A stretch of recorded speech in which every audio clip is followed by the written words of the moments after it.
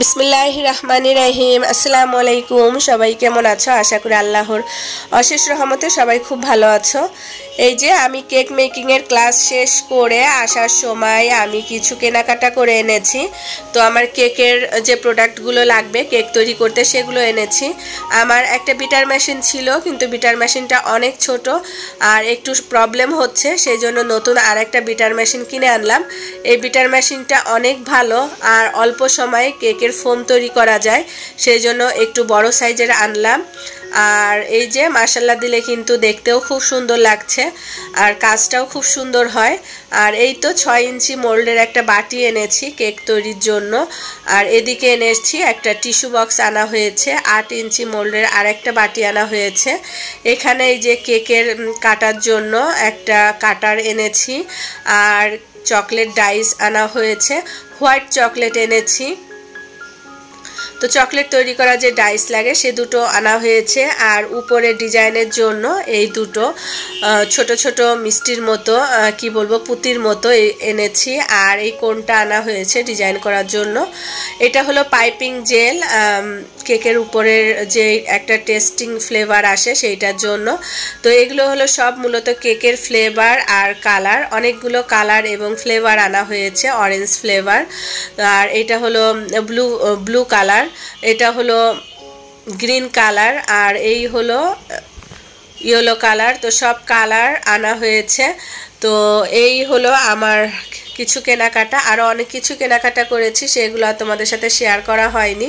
যেমন weight machine কেনা হয়েছে কেক মাপার জন্য। আর এদিকে দুটো ঝুড়ি আনা হয়েছে। এই ঝুড়িতে এখন এই যে কালারগুলো দেখছো আর ফ্লেভারগুলো দেখছো সেগুলো আমি সুন্দর করে সাজিয়ে ফ্রিজে রেখে দিব, নর্মাল ফ্রিজে। তাহলে এগুলো কিন্তু আমি অনেক দিন ব্যবহার করতে পারবো। এভাবে সংরক্ষণ করলে কিন্তু অনেক দিন ব্যবহার করা যায়। তো যারা কেক তৈরি করো তারা খুব ভালো জানো, আর আমি তো জাস্ট নতুন কিছুদিন হলো। ইনশাল্লাহ কেকটা কিন্তু মোটামুটি ভালোই বানাচ্ছি, তোমাদের সাথে তো অবশ্যই শেয়ার করব। প্রথম অবস্থায় ভালোই কেক তৈরি করছি। তো অনেকদিন পেঁয়াজ সংরক্ষণের পদ্ধতি আজকে তোমাদের সাথে শেয়ার করছি। যারা অনেক পেঁয়াজ কিনে রেখেছো তারা কিন্তু এভাবে পেঁয়াজগুলো প্রতি মাসে মাসে যদি এভাবে বেছে বেছে রাখো, যেগুলো একটু নষ্ট হয়ে গেছে সেগুলো খেয়ে ফেলবে, আর যেগুলো ভালো আছে সেগুলো এভাবে আলাদা করে রাখবে। তাহলে কিন্তু পেঁয়াজ সহজে নষ্ট হবে না এবং প্রায় 1 বছরের মতো পেঁয়াজ রেখে খেতে পারবে। তো 1 বছরের পেঁয়াজ সংরক্ষণ পদ্ধতি তোমাদের সাথে শেয়ার করলাম। তো এখানে আমি যেগুলো নষ্ট হয়েছে সেগুলো কেটে নিয়েছি। আর এখন রান্না করব লেয়ার মুরগি। তো শক্ত লাল যে লেয়ার মুরগিটা আছে সেটাই রান্না করব। তো এখানে আমি পেঁয়াজটা একটু ভেজে নিয়েছি, নিয়ে তারপরে এখানে গরম মশলা দিয়ে পেঁয়াজটা একটু ভেজে নিব। আর প্রেসার কুকারে দিয়েছি, যেহেতু মুরগিটা একটু শক্ত সেই জন্য প্রেসার কুকারে রান্না করব আজকে। তো এখানে আমি রসুন পেস্ট দিয়ে দিলাম, রসুন পেস্ট আদা পেস্ট দিয়ে মশলাটা একটু ভালোভাবে কষিয়ে নিব। তো আমার মিষ্টি মিষ্টি আপুরা কেমন আছো তোমরা? বুঝতেই পারছো আমার কণ্ঠ শুনে আমার শরীরটা কিন্তু বেশি ভালো নেই। আমি নিয়মিত ভিডিও দেওয়ার চেষ্টা করছি বাট পারছি না, শরীর অসুস্থতার কারণে। শরীর ভালো নেই, মুখে কিছুই ভালো লাগে না, আর কথা বলতেও একটু কষ্ট হচ্ছে, কণ্ঠ শুনেই বোঝা যাচ্ছে, তোমরা বুঝতে পারছো। তো যাই হোক, আমার ভিডিওতে যদি কোনো ভুল ত্রুটি হয় তো মিষ্টি মিষ্টি আপুরা তোমার ক্ষমা সুন্দর দৃষ্টিতে দেখবে। তোমাদের এই ভালোবাসা পেয়েই কিন্তু আমি ভিডিও দেওয়ার উৎসাহ পাই। তোমরা যদি আমাকে ভালো না বাসতে, আমার পাশে না থাকতে, আমাকে সাপোর্ট না করতে, তাহলে কিন্তু আমি ভিডিওই দিতাম না, ছেড়েই দিতাম। তো এরকম ভালোবাসা সবাই সবাইকে বেশি বেশি করে দিবে। আসলে আমরা কেউ কাউকে দেখিনি, কিন্তু অন্ধের মতো সবাই সবাইকে ভালোবাসি। আর এই ভালোবাসায় সাপোর্ট না থাকলে কিন্তু আমরা ইউটিউবে কাজ করতে পারতাম না।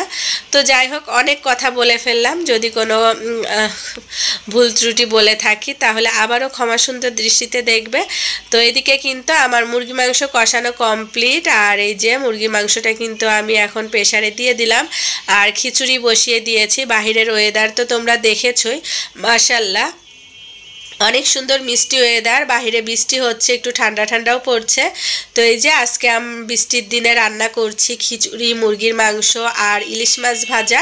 আলহামদুলিল্লাহ এটা দিয়েই দুপুরের খাবার আমাদের কমপ্লিট হবে। তো এখানে কিন্তু মুরগির মাংসটা আমি এই যে ঢাকনা উঠিয়ে নিয়েছি, সিদ্ধ হয়ে গিয়েছে। আর ইলিশ মাছটাও আমি ভেজে নিচ্ছি। আর এখন ইলিশের সিজনে ইলিশ মাছ ভাজা দিয়ে খিচুড়ি খেতে কিন্তু ভালোই লাগে, এটা অনেকেই জানো। তো আর যারা খাওনি তারা একবার হলেও ট্রাই করে দেখবে, অনেক ভালো লাগে।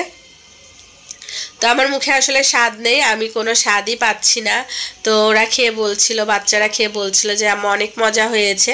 আর এই বৃষ্টির দিনে খিচুড়ি হলে তো কোনো কথাই নেই। কম বেশি সবাই কিন্তু খিচুড়ি রান্না করছো, আমি ভিডিওতে দেখছি। তো এখন কিন্তু এদিকে আমার মাছ ভাজা কমপ্লিট হয়ে গিয়েছে, মাছগুলো উঠিয়ে নিয়েছি। তো মাছের সাথে কিন্তু শুধু মাছ ভাজা ভালো লাগে না, সেই জন্য এই মাছ ভাজার সাথে সাথে কিন্তু আমি এখানে কিছু পেঁয়াজও ভেজে নিব। পেঁয়াজ আর মরিচ, আর পেঁয়াজ মরিচের সাথে মাছ ভাজা খেতে ভালো লাগে। তো এদিকে আমার কিন্তু এই যে কিছু পেঁয়াজ দিয়ে দিলাম, পেঁয়াজগুলো এখন ভেজে নিব। পেঁয়াজ ভাজা হয়ে গেলে তারপরে এটা আমি টেবিলে সার্ভ করে দিব। আর বাচ্চারাও আজকে গোসল করছে সবাই, কিন্তু ছোট মেয়েটা আর করিনি, ওর আসলে প্রচুর ঠান্ডা জ্বর, ও খুবই অসুস্থ। সেজন্য ওকে বললাম তোমার আর আজকে গোসল করা লাগবে না, তুমি করো না। ছেলে মেয়ে আমরা সবাই এই ঠান্ডা পানি দিয়ে গোসল করেছি। ঠান্ডা পানি দিয়ে কিন্তু গোসল করতে গেলে মনে হচ্ছে যে শীত চলে আসছে, ঠিক না? আমার কাছে কিন্তু ঠিক ওরকমই লাগছিল। আবার গোসল না করলেও ভালো লাগে না, খুবই খারাপ লাগে। তো যাই হোক, এদিকে কিন্তু এই যে আমার মাছ ভাজা হয়ে গিয়েছে, আমি নামিয়েও নিচ্ছি। আর আমার ছেলের ক্ষুধা লেগেছে, ছেলের খাবারটা দিয়ে দিলাম। তো তাকে এভাবে সাজিয়ে খাবার দিতে হবে, না হলে সে খাবে না। তো সেই জন্য তার প্লেটটা আমি সাজিয়ে দিলাম, সে তো মহা খুশি। আর এদিকে আমি টেবিলও সাজিয়ে নিচ্ছি, এই যে সালাদ কেটে নিয়েছি আর যা রান্না করেছি সেগুলো দিয়ে টেবিলটা সাজিয়ে নিচ্ছি।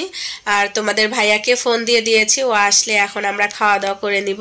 আর একসাথে সবাই খাওয়া দাওয়া করার মজাই আলাদা। তো এই তো আমার খাবার খেয়ে নিচ্ছি, মাশাআল্লাহ অনেক মজা এবং টেস্টি হয়েছিল খাবারটা। খিচুড়ি একটু নরম হলে কিন্তু আরও বেশি ভালো লাগে। আজকের খিচুড়িটা একটু নরম করেছি, বেশি নরম করিনি। আর এই তো এখন একটু ইলিশ মাছ ভাজা নিয়ে নিলাম, অনেক ভালো লাগছিল। আর এদিকে আবার তোমাদের ভাইয়া কৃষিবিদে একটা প্লট নিয়েছে, তো সেখানে একটা পার্টি ছিল হোটেল শেরাটনে, ওখানে গিয়েছিল। রাতের ডিনার ছিল, আর ডিনারের পরে এই গিফট দিয়েছে। তো এই যে মগটা পেয়েছে, একটা চাবি রিং পেয়েছে, আর একটা কলম পেয়েছে, একটা বই দিয়েছে। তো এই আর কি, মাশাআল্লাহ দিলে কিন্তু মগটা অনেক কিউট ছিল, অনেক সুন্দর ছিল।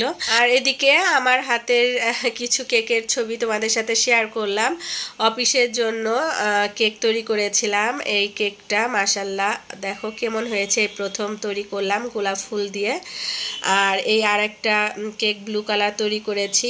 আর ভাসুরের ম্যারেজ ডে উপলক্ষে এই পিঙ্ক কালার কেকটা তৈরি করেছি।